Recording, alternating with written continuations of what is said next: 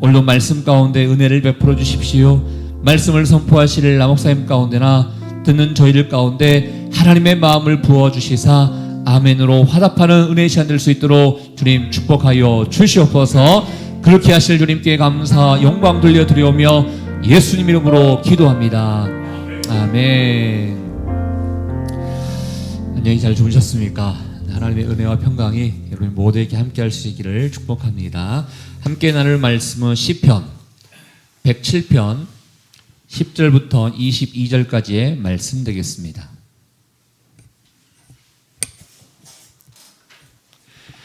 제가 한 절, 여러분이 한 절 이렇게 교독하도록 하겠습니다. 제가 먼저 10절 말씀 읽습니다.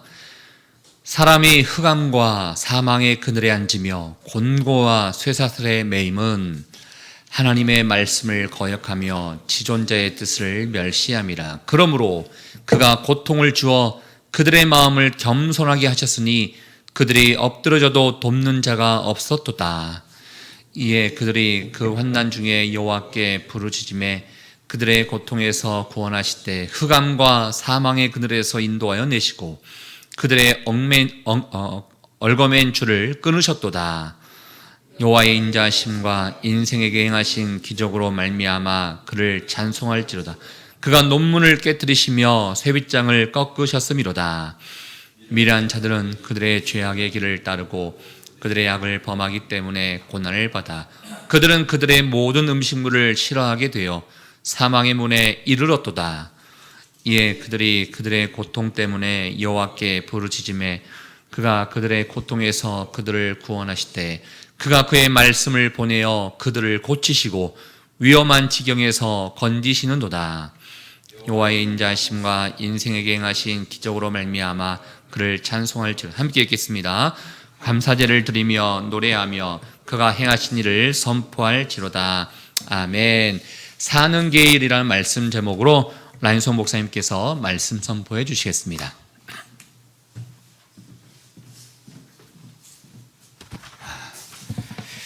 할렐루야. 살아계신 하나님을 찬양합니다. 아멘. 사는 길이 있고 죽는 길이 있습니다. 근데 하나님은 우리가 사는 길을 선택하길 원하십니다. 사는 길이 무엇인가? 오늘 말씀을 큐티 말씀을 쭉 묵상해 보면 세 가지가 나오더라고요. 먼저 말씀드리면 첫 번째, 사는 길은 하나님이다. 두 번째, 사는 길은 부르짖는 것이다. 세 번째, 사는 길은 말씀이다. 오늘 우리가 본문 말씀 묵상하고 기도하며 나갈 때 우리 모두가 살아나길 저는 선포합니다. 먼저 10절을 읽겠습니다. 10절 시작. 사람이 흑암과 사망의 그늘에 앉으며 곤고와 쇠사슬에 매임은, 여기 10절에 사람이라고 나오죠. 사람이 참 희한한 존재입니다. 어떨 때는 굉장히 높은 위치에까지 기쁨이 도달하기도 하고 어떨 때는 푹 꺼진 것처럼 그냥 한없이 슬프기도 하고 때때로 용기와 용맹스러운 모습을 하기도 하고 때때로는 두려움에 휩싸이기도 하는 존재가 사람입니다. 왜 사람이 살아가는가? 하나님의 창조 작품이기 때문에 그래요. 하나님께서 그렇게 만드셨어요. 느끼고 사랑하고 때때로 정말 용맹스럽다가도 때때로 한없이 두려워하기도. 왜? 자신을 생각하고 인생을 생각하고 반추하는 능력이 있고 그런 능력이 인간에게 있다는 거예요. 그런 아주 아름다운 능력을 하나님께서 주신 것이죠. 그런데 그 능력으로 이 사람이 못된 짓을 하는 거예요. 그 못된 짓이 뭐냐면 하나님을 떠나는 거죠.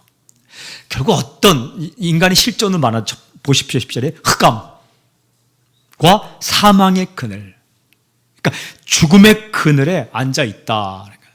인간이 하나님 주신 아름다운 면을 가지고 결국 나아갔는데 첫 번째는 흑암과 사망의 그늘에 앉아 있다. 여러분, 앉을 자리를 잘 선택할 수 있게 좀 선포합니다. 그런데 이렇게 거기 앉아 있다는 거예요. 두 번째는 곤고와 쇠사슬. 곤고는 그냥 고통입니다. 고난 가운데 있다. 세 번째는 쇠사슬에 매여 있다. 하나님은 우리에게 자유를 주셨어요.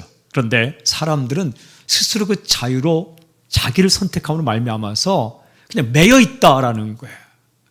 자유는 언제 오느냐? 진리를 알 때 오는 거죠. 하나님 안에 자유가 있는데 하나님을 떠나면 자유로울 것 같아서 스스로 떠났지만 쇠사슬에 매게 되었다.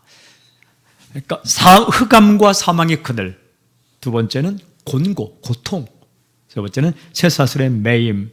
여러분, 근데 하나님은 이렇게 살기를 원하지 않으시죠. 어제 큐티 말씀 마지막 절 보면 9절에 이런 말씀이 있어요. 그가 사모하는 영혼에게 만족을 주시며 줄인 영혼에게 좋은 것으로 채워주심이로다. 채워주심.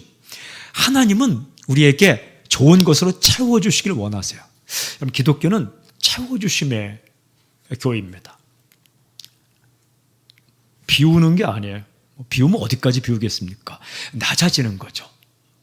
근데 비워진 마음에 하나님이 채워주시는 거죠. 무엇으로? 만족함으로, 좋은 것으로. 이게 사는 길이죠.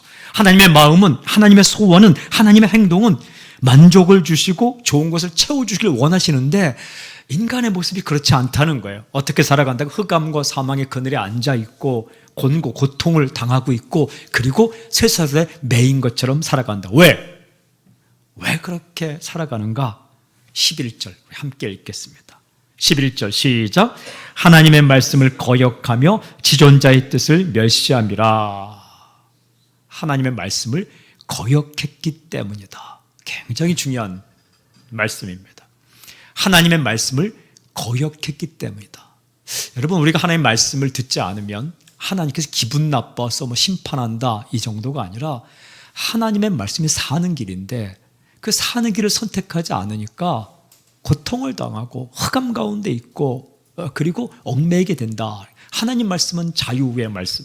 그런데 그 말씀을 거역하니까 그냥 얽매이게 되고, 하나님 말씀은 생명의 말씀인데 그 말씀을 거부하니까 흑암과 사망의 그늘에 앉아있고, 하나님의 말씀은 정말 우리에게 만족함을 주신 건데 그 말씀을 거역하니까 곤고, 고통 가운데 들어가게 된다. 하나님의 말씀을 멸시하면 어떻게 될까? 11절 끝부분에 지존자의 뜻을 멸시함이라. 지존자, 지극히 높은 그 하나님의 뜻을 거역하는 거다. 말씀을 거역하는 것은 하나님의 뜻을 거역하는 것이다. 그렇죠. 어떤 사람의 말을 듣지 않는 것은 그의 뜻을 거역하는 거죠. 사랑한다고 하면서 그의 말을 듣지 않는 것은 그의 뜻을 거역하는 거죠. 사랑이란 그의 말을 듣는 거죠. 사랑이란 그의 뜻을 존중하는 것 아닙니까? 사랑한다고 하면서 그가 말할 때 말끝마다 그럴 리 없어. 그럴 리 없어. 그건 당신 뜻이고 나만 상관없어. 그건 뭐 사랑하는 겁니까? 더 힘들죠. 사랑한다고 말하는데 말 한마디 들어주지 않는다. 이건 더 마음 힘들게 하는 거죠. 하나님 앞에 그렇게 행동했다는 겁니다. 하나님께서 어떻게 행하셨는가? 12절 보십시오. 12절 함께 읽겠습니다. 시작. 그러므로 그가 고통을 주어 그들의 마음을 겸손하게 하셨으니 그들이 엎드러져도 돕는 자가 없었도다. 고통을 주셨다. 고통 가운데 고통 12절 끝부분에서요. 엎드러져도 돕는 자가 없었도다. 엎어졌는데 돕는 자가 없었도다. 이렇게 돕는 자라는 말씀이 제 마음에 들어왔어요. 사람은 돕는 자를 찾습니다. 도와주는 자, 헬퍼, 도와주는 자를 찾는 거죠. 근데 그가 엎어져도 돕는 자가 없었다. 시편에 보니까 이런 말씀이 있어요. 시편 121편 1절 2절. 내가 산을 향하여 눈을 들이라 나의 도움이 어디서 올고 나의 도움은 천지를 지으신 여호와에게서로다. 또 시편 145편 3절부터 5절 이런 말씀이 있어요. 귀인들을 의지하지 말며, 귀한 사람들을 의지하지 말며 도울 힘이 없는 인생도 의지하지 말지니, 그러니까 도울 힘이 없는 사람을 의지하지 말지니 그의 호흡이 끊어지면 흙으로 돌아가서 그날에 그의 생각이 소멸하리로다. 야곱의 하나님을 자기의 도움으로 삼으며 여호와 자기 하나님에게 자기의 소망을 두는 자가 복이 있도다. 하나님만이 돕는 자인데 하나님의 말씀을 떠나고 그의 뜻을 무시함으로 말미암아서 도와줄 자가 없다. 하나님을 떠나면 사람 가운데는 도와줄 자가 없다. 여러분, 하나님께서 이렇게 보내주셔야만 그 사람이 나를 돕는 거예요. 어떤 사람이 나를 도와줄 때가 있지 않습니까? 다 경험하죠, 그죠? 어쩔 줄 몰라 할 때 사람이 나를 도와줘요. 누가 하신 겁니까? 하나님께서 보내주시는 거예요. 근데 하나님의 뜻을 무시하고 하나님의 뜻을 멸시하고 하나님의 뜻을 거역하며 살면 아무리 찾아봐도 돕는 자가 없다. 언제 돕는 자가 없다? 엎어졌는데. 평소에 도와줄 자가 없으면 괜찮아요. 내가 엎어졌는데 도와줄 자가 없다. 이거 정말 슬픈 일이죠. 외로운데 내 말을 들어줄 자가 없다. 방법이 없는데 나에게 그 길을 뚫고 나갈 방법을 말해줄 자가 없다. 선생님 가운데도 없고 친구 가운데도 없고 가족 가운데도 없고 그리고 이 세상 찾아봐도 그런 자가 없다. 이게 하나님께서 우리가 말씀을 거역하고 말씀을 무시하고 그렇게 살아갈 때에 하나님을 떠나서 살아갈 때에 하나님께서 그렇게 만들 때가 있다는 거예요. 여러분, 외로움은 하나님을 만날 수 있는 절호의 기회예요. 이 땅에 나를 도와줄 사람이 없다라고 절망해 할 때 그때는 하나님을 만날 아주 찬스예요, 찬스. 하나님께서 그래서 그런 길을 막을 때가 있다. 그게 고통 중에 끝자락이죠. 엎어졌는 게 고통인데 그것보다 더 힘든 것은 엎어졌는데 나를 도와줄 자가 없다. 외로울 때 친구가 없다. 바닥까지 내려갔는데 거기에 내 손을 잡아줄 자가 없다. 왜 그렇게 하나님이 하신다고요? 겸손하게 하기 위해서. 오늘 나오죠? 말씀에 겸손하게 하셨어요. 여러분, 마음이 겸손해지는 복이 있길 저는 선포합니다. 심령이 가난하다. 이게 겸손이죠. 근데 그때까지 가기 전에 주 앞에 엎드리는 게 중요해요. 나의 도움은 하나님밖에 없다. 나의 도움은 하나님밖에 없다. 엎어지는 게 중요해요. 하나님을 떠나서 엎어지지 말고 하나님 앞에 엎어지는 귀한 은혜가 있길 좀 선포합니다. 은혜가 뭡니까? 하나님 앞에 엎어지는 거예요. 여러분, 고난이 뭡니까? 하나님을 떠나서 혼자 엎어지는 거예요. 얼마나 슬픈 겁니까? 사람 앞에 엎어지고 또한 절망해서 엎어지고. 그런데 그때가 또 하나님을 만날 때라는 거죠. 자기 생각, 자기 방법은, 나의 생각, 나의 방법은 나를 흑암으로 인도한다. 나의 생각, 나의 방법은 나를 곤고하게 만든다. 나의 생각, 나의 방법은 나를 쇠사슬에 매이게 한다. 그러나 하나님의 말씀은, 하나님은 나를 빛으로 인도한다. 하나님은 나에게 채워주신다. 하나님은 나를 자유하게 하신다. 하나님의 원하시는 게 뭘까요? 내 말 듣고 살아라, 그거예요. 하나님께서 원하시는 게 뭘까요? 마음 낮추고 살아라 라는 거죠. 하나님 원하시는 게 뭡니까? 내게 딱 붙어 있으라 라는 겁니다. 그래서 하나님께서, 이 마음을 가진 하나님께서 우리가 엎어지고 또한 내려가고 흑암과 사망의 그늘에 앉아있고 자유로울 것 같은데, 하나님을 떠나 살면 자유로울 것 같은데 하나님을 떠나 살 때 매인 것처럼 살아갈 때에 그때 인간이 부르짖죠. 하나님 그때 어떻게 하시는가? 또 건져주시는 거예요. 여러분 13절 보십시오. 13절 시작. 이에 그들이 그 환난 중에 여호와께 부르짖음에 그들의 고통에서 구원하시되, 그 환난 중에 부르짖음에 구원하셨다. 사는 길은 부르짖는 것이다. 사는 길은 하나님이다. 여러분 가운데 요즘 형편이 흑암과 사망의 그늘에 앉아있는 것처럼 마음도 때때로 힘들고 어렵고, 그리고 쇠사슬에 매인 것처럼 자꾸 길이 막힌 것처럼 경험이 되고, 그리고 곤고 메마른 광야에 홀로 서 있는 것처럼 마음과 삶이 힘들다. 어떻게 해야 될까요? 사는 길은 하나님, 그리고 사는 길은 부르짖는 것, 하나님 앞에 엎어져서 부르짖는 그런 역사가 있길 좀 선포합니다. 그래야 사는 거예요. 꼭 기억해야 돼요. 사는 길은 내 생각이 아니다. 사는 길은 하나님이다. 사는 길은 하나님께 부르짖는 것이다. 그 하나님의 행동이 나와 있어요. 구원하신다. 여러분, 창조주 하나님은 구원의 하나님이십니다. 하나님의 위대한 능력은 첫째는 창조의 능력, 만드신 능력. 하나님의 또 하나의 위대한 능력은 구원의 능력이에요. 이 두 가지가 인간에게 없어요. 인간에게 시간도 주시고 다 주셨는데 두 가지는 안 주셨어요. 첫째는 창조의 능력. 창의력의 능력은 있어요. 유에서 유를 창조하는 창의력은 크리에이티비티 이게 있어요. 그 창조의 능력, 무에서 유를 만드는 능력은 없어요. 두 번째는 구원의 능력. 인간에게 구원의 능력은 없어요. 그냥 구원의 길을 제시하고 길을 한 거지 구원의 능력은 없어요. 구원하는 힘, 우리를 건지시는 능력은 하나님밖에 없어요. 그러니까 하나님께 부르짖는 게 사는 길이에요. 그 환란은 흑암과 사망의 그늘에 앉아 있고 쇠사슬에 매여 있고 곤고가 없는 그 환란 가운데서도 하나님을 구할 수 있다. 당신에게 그 환란은 무슨 환란입니까? 당신에게 그 환란은 어떤 환란입니까? 어떤 경우에서도 하나님은 건지실 수 있다. 근데 하나님이 구하시는 구원의 구체적인 모습이 14절 참 은혜스러운 말씀이에요. 14절 제가 읽을게요. 흑암과 사망의 그늘에서 인도하여 내시고 그들의 얼거맨줄을 끊으셨도다. 아멘. 두 가지 방법. 첫째는 인도하여 내신다. 너 나와라 거기서.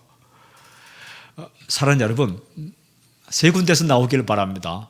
첫 번째는 당신의 생각의 늪에서 나오기를 바랍니다. 나는 안 돼. 내가 짓게. 나는 망했다. 나는 끝났다. 혹은 나 정도면 괜찮지. 내 힘으로 살 수 있지. 이런 자신만의 생각의 늪에서 얼른 나오기를 바랍니다. 두 번째는 당신의 세상적인 방법에서 나오기를 바랍니다. 하나님의 말씀을 떠난 내 방법, 내 경험에서 나와야만 이 하나님의 거대한 창조와 구원의 역사를 경험할 수 있습니다. 세 번째는 여러분, 세 번째는 내가 붙잡고 있는 그런 그 끈들을 이렇게 놓길 바랍니다. 이렇게. 우리가요, 이게 내가 잡고 있는 그 나의 경험 이런 힘을 놓아야만 하나님을 붙잡을 수 있어요. 하나님은 우리에게 여러 개의 손을 주시지 않았더라고요. 그냥 딱 이 손 하나만 붙잡을 수 있어요. 찬송과 저주도 한 입으로 두 가지를 말할 수 없대요. 우리가 오늘은 찬송하고 내일은 불평하고 이러니까 가능한 거지 동시에 찬송과 불평을 해보세요. 할 수 있나? 못합니다. 여러분 가운데 동시에 찬송과 불평을 할 수 있는 능력이 있는 저에게 오세요. 제가 평생 생활비 다 되겠습니다. 이게 인간이 한순간에 하나밖에 못하는 거예요. 하나님을 찬양합니다. 하나님 왜 이랬어요? 이건 시차를 두고 하니까 하는 거지 성경이 한 입으로 찬송과 저주를 낼 수가 없는 거예요. 그러니까 한 손으로 실은 하나님과 세상을 함께 붙잡을 수 없는 거예요. 이게. 하나님을 놓으면 세상을 붙잡게 되고 세상을 붙잡으면 하나님 놓게 되고 근데 하나님을 붙잡으면 자연스럽게 내 방법을 놓게 돼요. 갈라디아 5장 16절 보면 성령을 쫓아 행하라 그러면 육체의 소욕을 따르지 아니하리라 이렇게 돼 있어요. 그러니까 육체의 욕심을 다 끊고 성령을 붙잡는 게 아니라 성령님을 붙잡으면 육체의 욕심을 놓게 돼 있어요. 말씀을 붙잡으면 내 방법, 내 경험, 내 생각이 희시하게 느껴지는 거예요. 하나님을 붙잡으면 세상을 따르지 않게 돼 있어요. 그러니까 다 정리하고 하나님 앞에 오는 게 아니에요. 내 잔을 다 비우고 하나님 앞에 오는 게 아니에요. 그냥 하나님 앞에 와서 하나님 말씀이 채워지고 하나님의 나라가 채워지면 내 속에 있던 내 글쎄 있던 찌꺼기들이 밀려나가는 거예요. 밀려나가는 은혜. 비우는 게 은혜가 아니라 밀려나가는 게 은혜예요. 더러움으로 가득 찬 이 그릇 안에 어떻게 우리가 설거지합니까? 그걸 다 꺼낸 다음에 물 붓습니까? 그 바보 같은 짓 아닙니까? 그냥 더러운 거 있으면 거기다 세찬 수돗물을 확 부으면 그 안에 있던 찌꺼기들이 확 밀려나가는 거 아닙니까? 그렇죠? 식기세척기가 그런 거 아닙니까? 하나님의 말씀이 들어오고 하나님의 은혜가 들어오고 하나님의 그 뜻이 들어오면 밀려나가는. 그러니까 고통 가운데 있을 때 내 문제 다 해결하고 나가겠다, 그렇게 하지 마십시오. 그냥 하나님 앞에 와서 엎드리면 그 환난 가운데서 하나님 어떻게 건져내 주시고, 그리고 정말 은혜스러운 그들의 얽어맨줄을 끊으셨도다. 얽어맨줄을 끊으셨도다. 나를 얽어매고 있던 절망의 끈, 교만의 끈, 하나님이 다 끊어주신다. 누구에게 오면? 하나님 앞에 오면. 누가복음 15장에 보면 집 떠난 둘째 아들이 있죠. 둘째 아들이 사는 길은 뭐예요? 다 정리하고 새 사람들 돌아오는 거예요? 아니에요. 그냥 아버지 앞에 돌아오는 거예요. 누가 옷 갈아입혀 주셨어요? 아버지가 옷을 갈아입혀 주셨어요. 누가 먹을 것 주셨어요? 아버지가 먹을 것 주셨어요. 누가 그 아들의 위치를 다시 찾아주셨어요? 아버지가 그 아들의 위치를 다 찾아주셨어요. 본인이 생각을 다 정리하고 오는 게 아니라 그 모습 그대로 그냥 하나님 앞에 엎드려서 하나님을 붙잡는 것. 이게 사는 길이에요. 그럼 하나님이 끊어주신다. 참 희한해요. 이렇게 하나님 앞에 기도하려고 엎드리거나 말씀을 듣고자 엎드리거나 예배 장소에 오면 하나님의 생각이 들어와. 이렇게 참 희한한 거예요. 그게 당연한 거죠. 그 하나님의 생각이 들어오면 어느 순간 나도 모르게 내 경험과 내가 그렇게 붙잡고 있던 것들을 이렇게 자연스럽게 놓게 돼요. 이게 은혜입니다. 이게 은혜예요. 불교는 내가 그냥 그걸 끊으려고 애쓰다가 더 굵은 밧줄에 매이는 게 세상의 종교예요. 그런데 이 하나님 앞에 오면 내가 끊으려고 애쓰는 게 아니라 하나님의 말씀이 들어오고 하나님의 은혜가 들어오고 하나님의 성령이 들어오면 언젠지 모르게 그냥 끊어져 있는 거예요. 내가 변해 있는 거예요. 전에 이렇게 주일 예배를 막 2시간, 3시간 드리고 할 때 제가 편지를 참 많이 받았어요. 편지 중에 잊을 수 없는 게, 목사님, 제게 요즘 변화가 생겼어요. 그랬으면서 제가 웃고 있어요. 왜 내가 변했는지 모르겠어요. 그게 은혜예요. 왜 내가 변했는지 모르는 것, 그런데 변해 있는 것, 이게 은혜예요. 정말 슬픈 건 뭐냐면 변하려고 하는데 아직도 더 들어가는 거예요. A를 잊으려면 B를 생각해야 돼요. A라는 문자를 잊으려면 B라는 게 들어오면 잊어지는 거예요. 우리가 나를 붙잡고 있는 쇠사슬에서 끊어지는 것, 흑암과 사망의 그늘에서 나오는 것, 그리고 고통에서 내가 자유롭게 되는 것, 그것은 내가 하는 게 아니라는 거예요. 사는 길은 하나님 붙잡는 것, 하나님을 앞에 엎드릴 때, 하나님의 말씀을 붙잡을 때 하나님께서 끊어주시는 거예요. 끊어주는 거죠. 그때 우리가 할 수 있는 게 뭐예요? 이게 시편 107편은 후렴구가 있어요. 후렴 15절 이렇게 하는 거죠. 15절 함께 읽어볼까요? 시작. 여호와의 인자하심과 인생에 행하신 기적으로 말미암아 그를 찬송할지로다. 아멘. 당신에게 찬송이 있을지어다. 찬양 그때 터져 나오는 거죠. 16절 보십시오. 시작. 그가 논문을 깨뜨리시며 세빗장을 꺾으셨습니다. 깨뜨리시고 꺾으신다. 하나님께서 하시는 일입니다. 놋문, 놋으로 만든 문을 깨뜨리신다. 하나님은 하실 수 있다. 하나님은 놋문도 깨뜨릴 수 있다. 하나님은 30년 된 문제도 깨뜨릴 수 있다. 하나님은 60년 쇠사슬에 묶인 것처럼 살던 사람도 회복시킬 수 있다. 그 다음에 쇠빗장, 하나님은 쇠빗장도 꺾으실 수 있다. 이 가구를 이렇게 분해하고 조립하다 보면 저도 제가 호주에 있을 때 이케아, 뭐 아이케아라 부르는 것 온통 그 가구 사다가 이렇게 조립했거든요. 조립의 달인이 될 정도로. 저보다 더 잘하는 사람이 이제 이민선 목사님이에요. 복잡한 건 이민선 목사님이 하시고 이제 간단한 건 제가 다 이렇게 하는데 이게 구조가 복잡한 게 있고 구조가 단순한 게 있어요. 근데 조립하다 보면 구조가 단순한 건 조립해 놓으면 흔들거려요.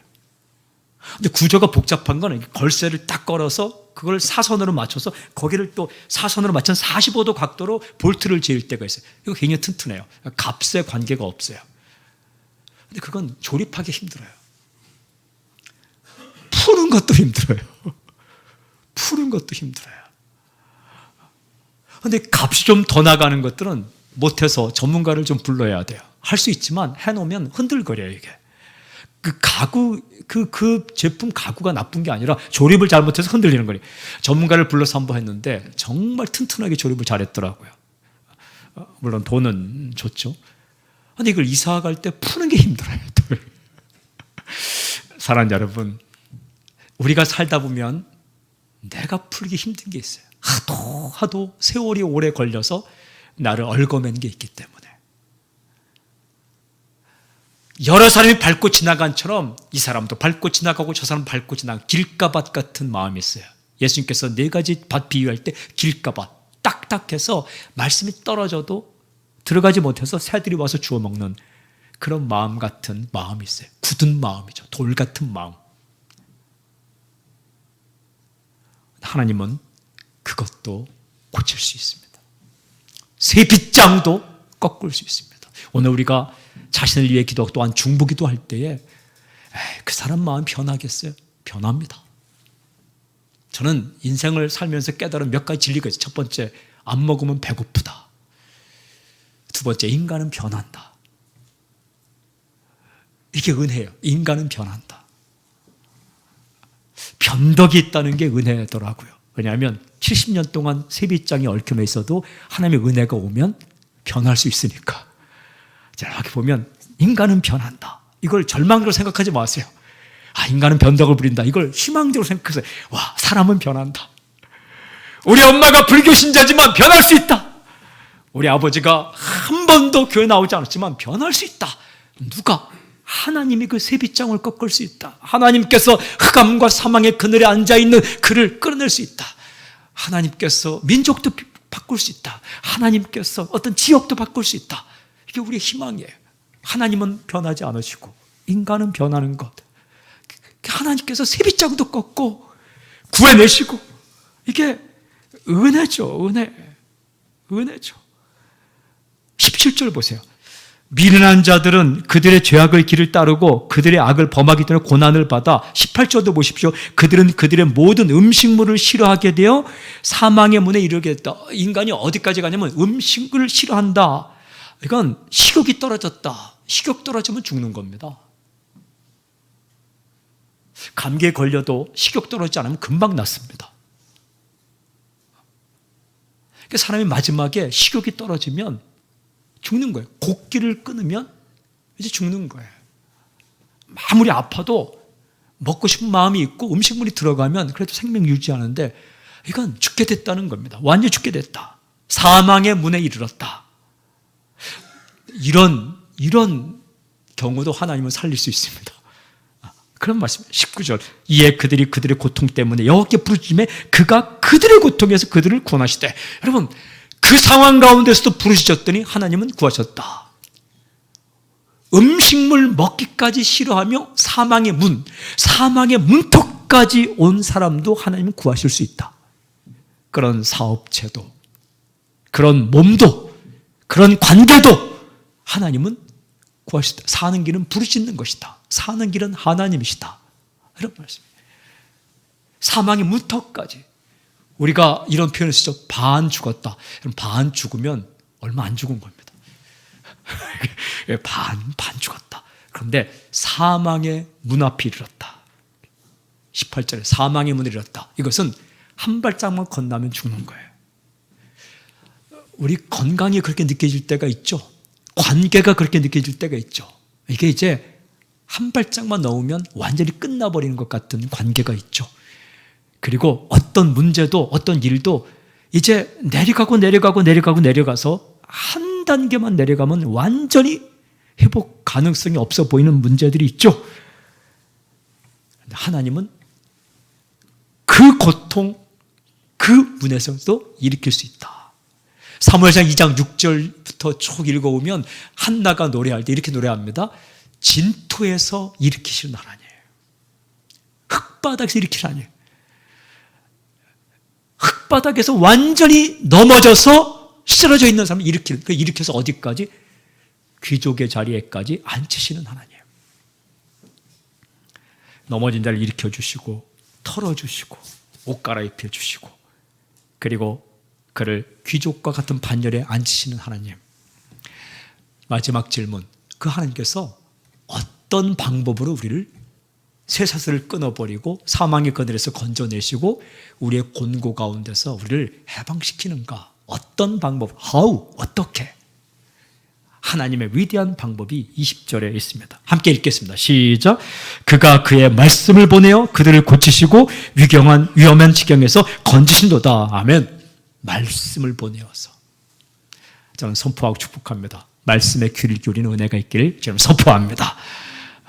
제가 이번에 호주 갔더니 예수 따라가는 교회, 우리 이정호 목사님 담임하는 교회에서 놀라운 사실을 발견했는데 전 교인이 더 바이블을 하면서 9개월마다 성경을 한 번씩 읽기로 결정하고 읽고 있더라고요. 순모임도 그렇게 하는 것 같아요. 그러니까 온 교인이 표를 가지고 다 읽어요. 우리보다 낫다. 제가 무슨 생각했겠어요? 우리도 해야 되겠다. 캔버라까지 갔더니 호주에 그 오제스 목사 하나님 찾으신 교회, 이번에 그 설교한 교회, 거기도 더 바이블을 가지고 또 이렇게 하고 있더라고요. 이게 사는 길이구나. 맞아. 근데 그분이 이정 목사님 말씀하기를 36주를 읽어보니까 조금 한 3주 정도가 너무 양이 된대요. 39주로 만들어 보니까 양이 딱 맞대요. 아주. 그냥 39주로 하니까 하루에 한 15분, 20분 읽으니까 9개월이 딱 나오대. 근데 9개월을 곱해보니까 39주래요. 4, 9, 30년, 한 달에 5번씩 읽는 때가 있으니까 그렇게 해서 계속 읽는데 계속. 본인도 지금 성경을 녹음해서 성도들이 주느라고 굉장히 고생하고 있다고. 지금 성경을 녹음하는데 아주 힘들다고. 근데 힘든 게 은혜죠. 성경 읽는다고 힘들면 복이 오는 거죠. 말씀. 역시 말씀이구나. 오늘 그가 말씀을 보내어 어떻게? 우리를 고치시고 건지신다. 사망의 그늘에서 건지신다. 쇠사슬을 끊고 고치신다. 사랑하는 여러분, 사는 길은 하나님이시다. 사는 길은 부르짖는 것이다. 그런데 하나님께서 그렇게 하나님을 찾고 부르짖는 자에게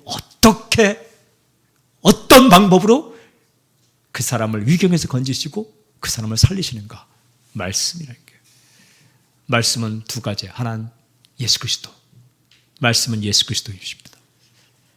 요한복음 1장 1절에 태초에 말씀이 계시니라. 이 말씀이 하나님과 계셨고 이 말씀은 곧 하나님이시니라. 예수님은 말씀이에요. 그리고 그분이 하신 말씀이 말씀이에요. 예수님과 예수님이 하신 말씀에 집중하기를 바랍니다. 저는 우리 교회가 지금 하고 있는 것처럼 말씀에 집중하는 교회로 주님 오시는 날까지 서 있으면 좋겠습니다. 말씀. 내일 주일 본문도 참 이렇게 하나님의 은혜로 생명의 말씀에 관한 거 들어있다. 지금 오늘 토요일 큐티 말씀, 어제 또 큐티 말씀, 또 내일 주일 메시지도 역시 말씀이에요.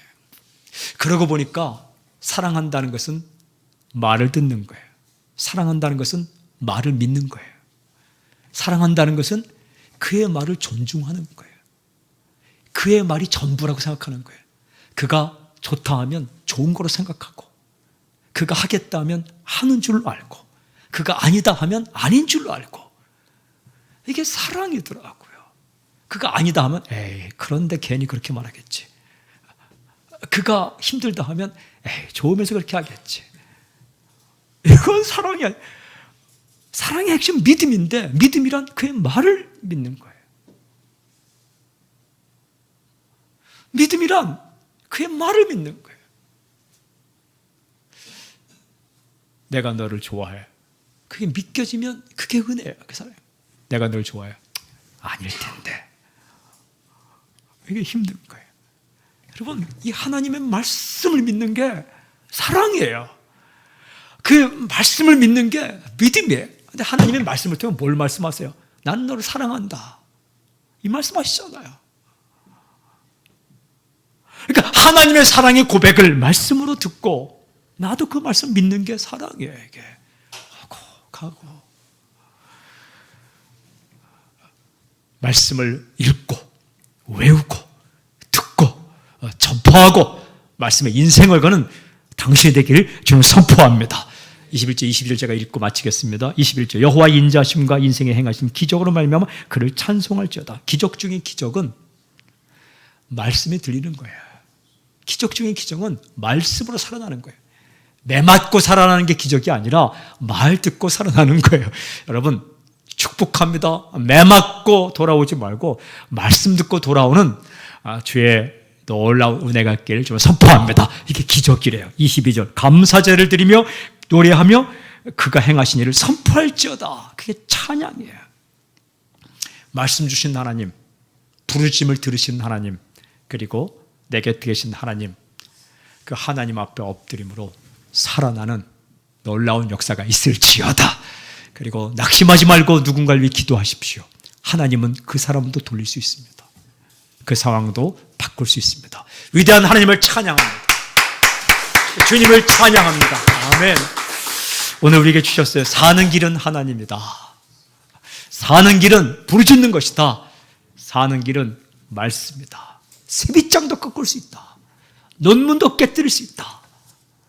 얼거맨 줄을 끊으시고 우리를 건져내신 하나님, 그 하나님께 기도하며 나갈 때 여러분 못 풀릴 문제 없습니다. 하나님보다 큰 문제 없습니다. 사람의 마음을 바꾸신 하나님, 그 하나님께 인생의 열쇠가 있습니다. 오늘 그렇게 주 앞에 엎드리며 기도하는 당신 되길 저는 선포합니다. 기도하겠습니다. 하나님 아버지, 하나님이 우리 아버지여서 감사를 드립니다.